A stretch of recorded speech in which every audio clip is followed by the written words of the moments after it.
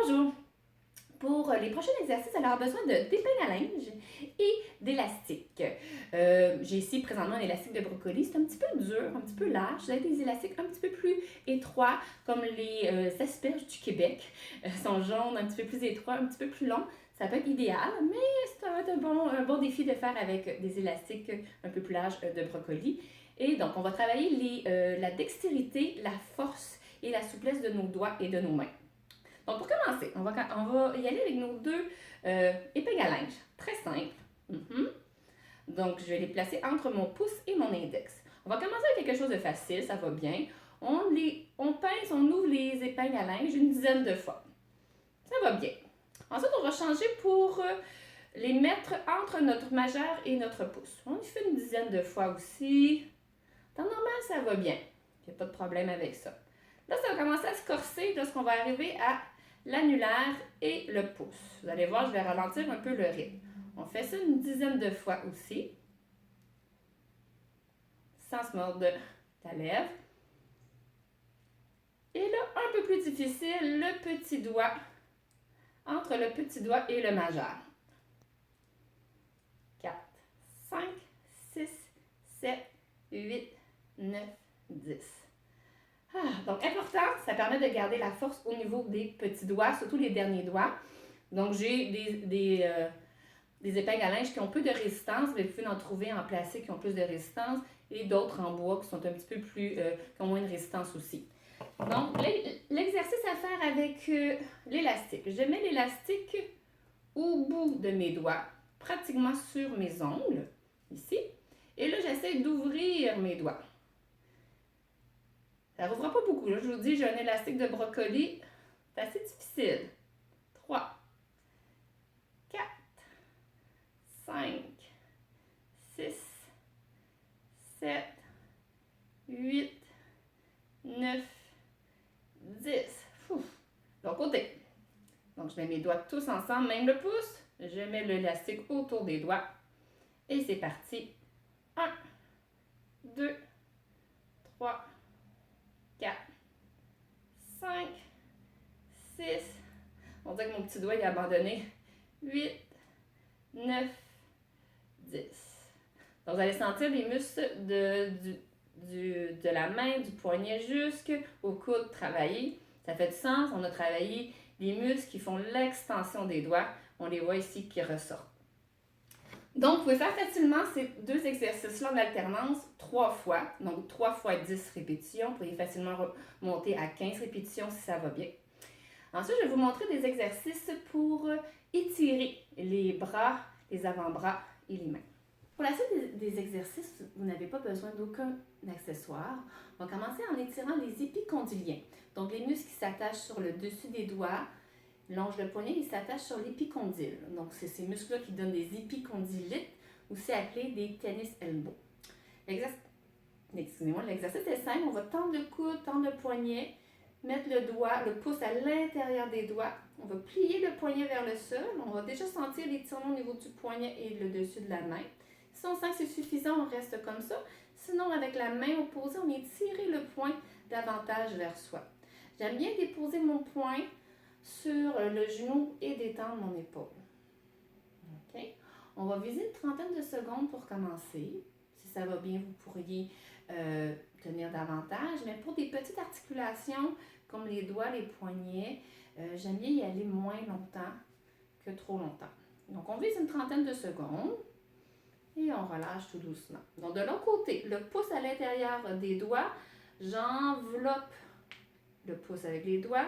Tendez le coude, le poignet, paume de main vers le sol. Je plie le poignet comme ça. On va tout de suite sentir l'étirement sur le dessus du poignet et de la main. Avec la main opposée, on peut venir tirer davantage le poing vers soi. C'est optionnel. Donc, ne soyez pas surpris, tous ceux qui font plus de télétravail, plus de gestion à distance, donc beaucoup d'utilisation d'ordinateur, de clavier.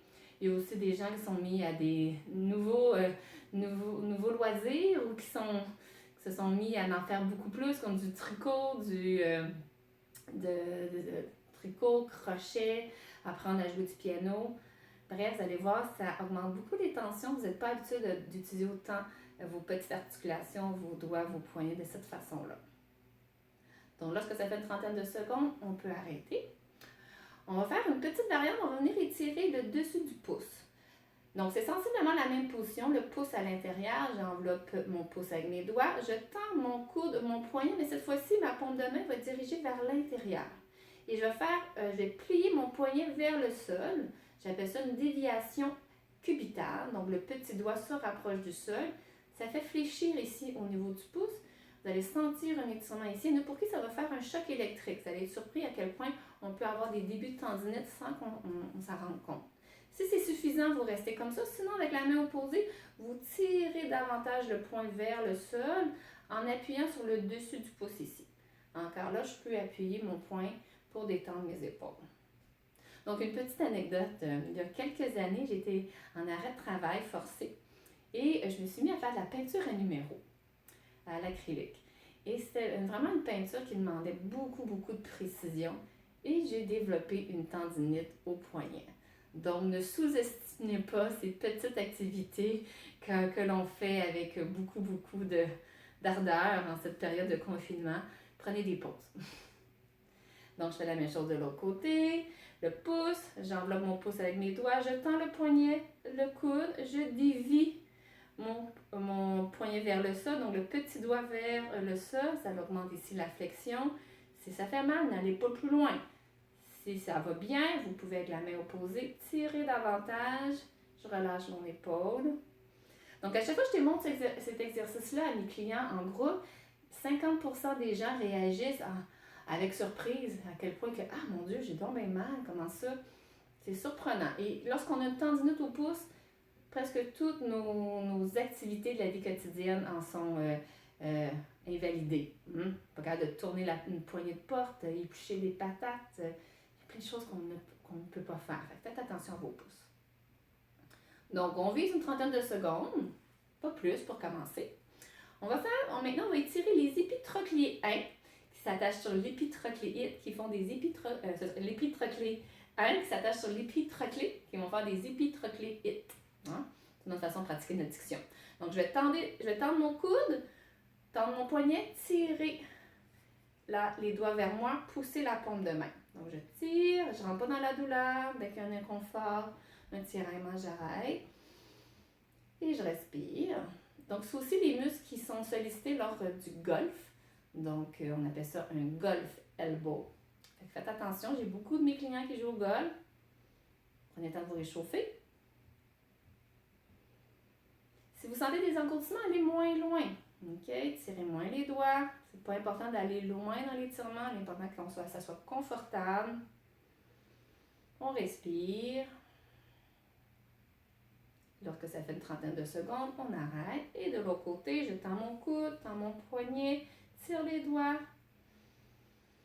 Respire. Donc, si vous sentez que faire ces étirements-là, c'est raide, c'est sensible, douloureux, une chose que je pourrais vous recommander, c'est d'échauffer les extrémités dans de l'eau chaude tiède plutôt. C'est-à-dire que vous allez remplir votre évier d'eau légèrement plus chaude que votre température du corps. Donc, tiède, vraiment confortable. Et là, vous allez plonger votre avant-bras, poignet, main, doigt, et vous allez faire des petits mouvements lents, toujours dans des amplitudes qui sont non douloureuses. Vous pouvez faire 2 à 5 minutes et faire les étirements par après. Vous allez voir, ça va être beaucoup plus facile. Ça va enlever les tensions accumulées. Une autre façon d'étirer les épitrocléens, c'est d'y aller de façon spécifique avec chacun des doigts. Cette fois-ci, moi, je garde mon coude fléchi, paume de main vers le haut, et là, je vais tirer chacun des doigts vers le sol. Je pourrais viser une dizaine de secondes par doigt, donc je vais vous le démontrer rapidement. Comme ça, une dizaine de secondes, ça peut être suffisant pour commencer, et vous faites tous les doigts. Important de respecter vos limites. Et pour le pouce, je peux tirer le pouce en pointant le doigt comme si j'avais un fusil à l'eau. Et je peux faire la même chose de l'autre côté. Tirer un doigt, là, je vais rapidement. Vous allez voir, souvent l'annulaire et le majeur sont suffisamment raides pour le faire, pour s'y attarder. Parfait. Donc, c'est une autre façon de le faire, de façon plus spécifique. Soyez pas surpris d'avoir de la faiblesse dans vos mains après. On n'a pas beaucoup de force après avoir étiré les muscles des doigts, des poignets, du pouce. Donc, essayez de ne pas échapper votre tasse, hein, ou votre sac d'épicerie ou votre volant. Okay? Dans les minutes qui vont suivre, ça devrait revenir à la normale. N'oubliez pas de bouger, réactiver tout ça tranquillement. Donc, c'est tout pour aujourd'hui. Je vous souhaite une belle journée. Au revoir.